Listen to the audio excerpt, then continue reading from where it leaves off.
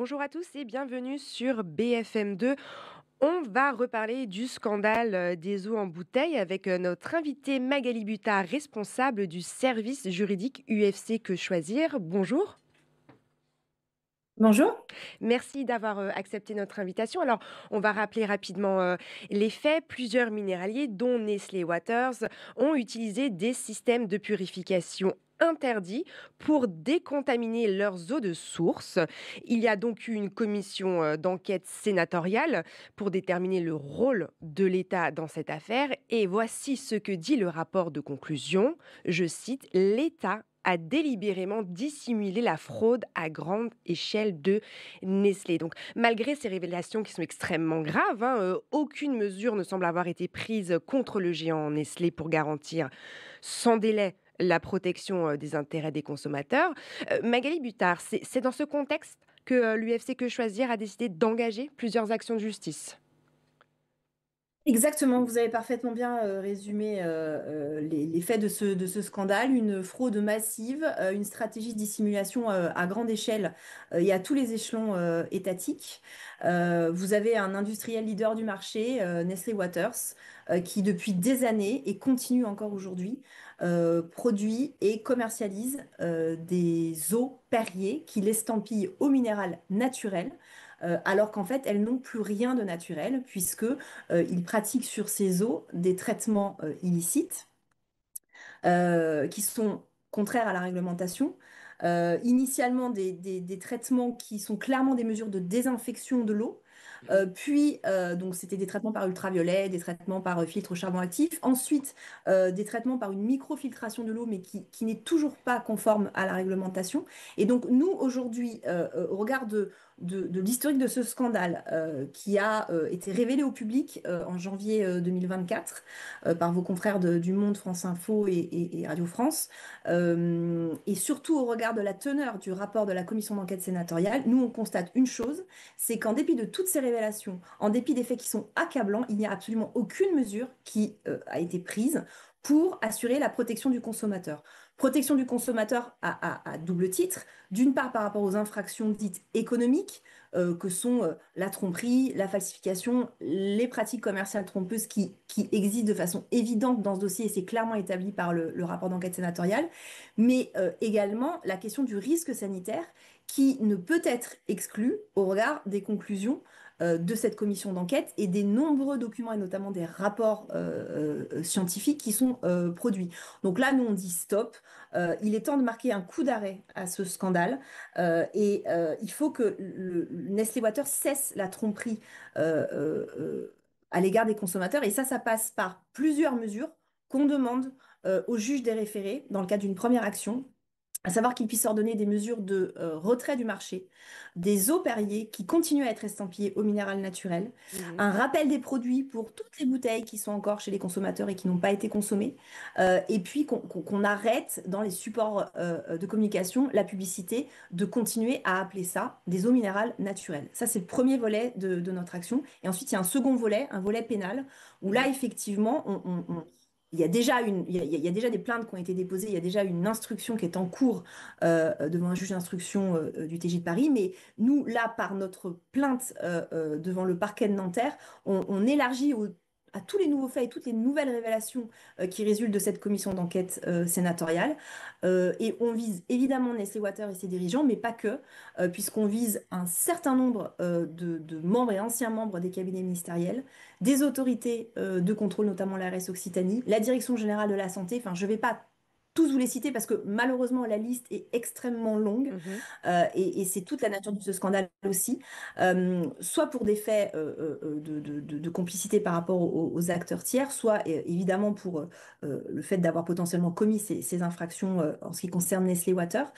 Et puis la dernière action, c'est une plainte devant la Cour de justice de la République, puisque comme vous le savez, la Cour de justice de la République, c'est une juridiction spécialisée qui est spécifiquement compétente pour connaître des délits qui ont été commis par des membres de l'exécutif, du gouvernement, dans le cadre de l'exercice de leurs fonctions et lorsqu'ils étaient encore en fonction. Et là, par cette plainte, on vise quatre anciens ministres. Alors, certains sont encore ministres, mais avec un autre portefeuille.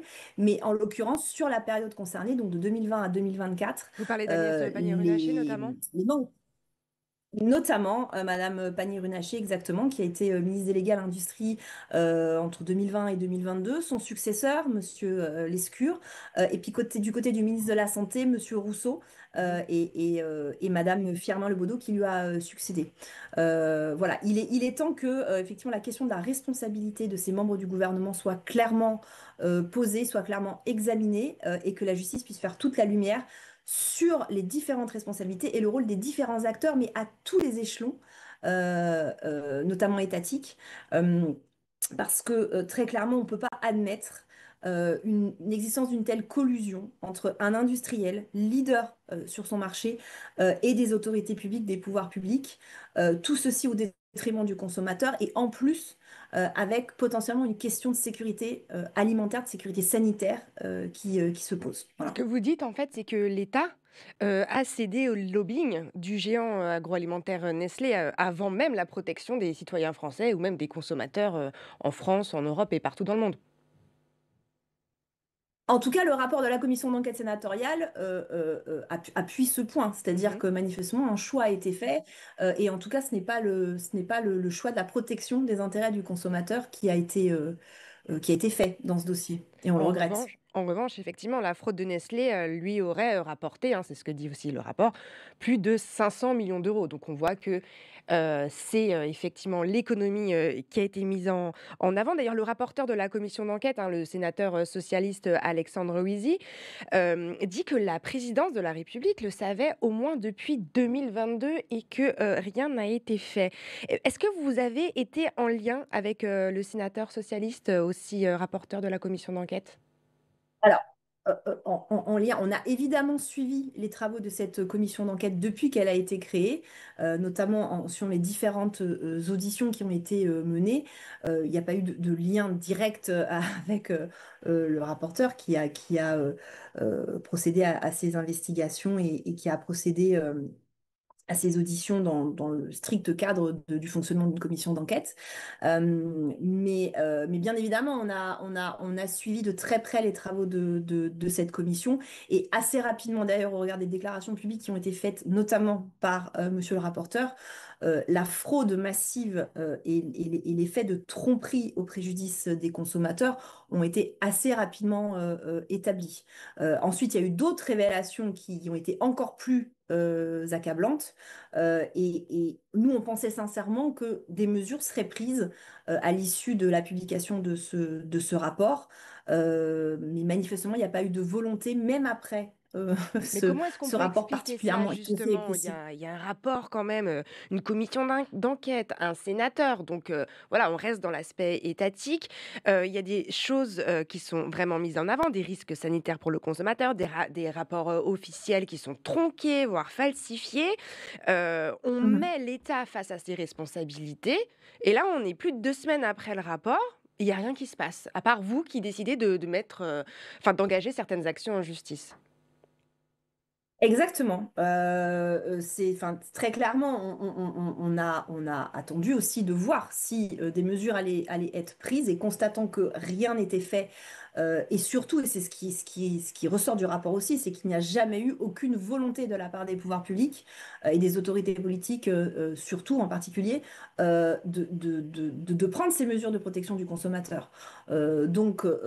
Il y a un moment, nous, en tant qu'association de consommateurs, on ne peut pas attendre éternellement, d'autant que la tromperie continue et d'autant qu'il y a le risque sanitaire ne peut pas être exclu. Ça résulte très clairement du rapport. Donc à partir de là, euh, on va attendre combien de temps et on va laisser combien de temps le consommateur face à une eau qu'il achète en pensant que c'est une eau minérale naturelle alors qu'en fait elle ne l'est pas et qui potentiellement pose un problème de sécurité en termes de qualité de l'eau.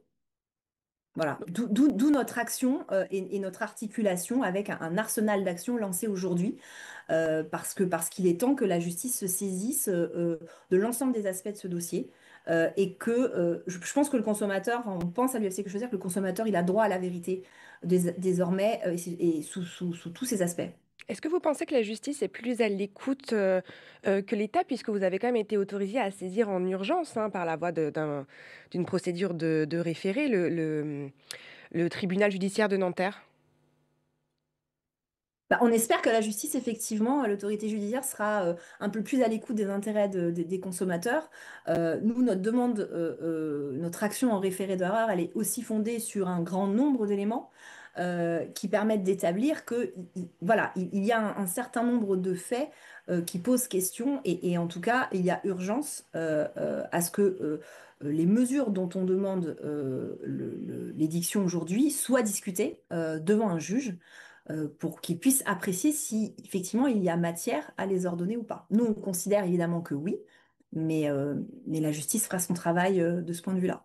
Est-ce que c'est, selon vous, aussi une affaire qui révèle l'importance des associations comme l'UFC Que Choisir, l'importance des associations qui mettent en avant les consommateurs, les citoyens et qui permettent de faire marcher une démocratie?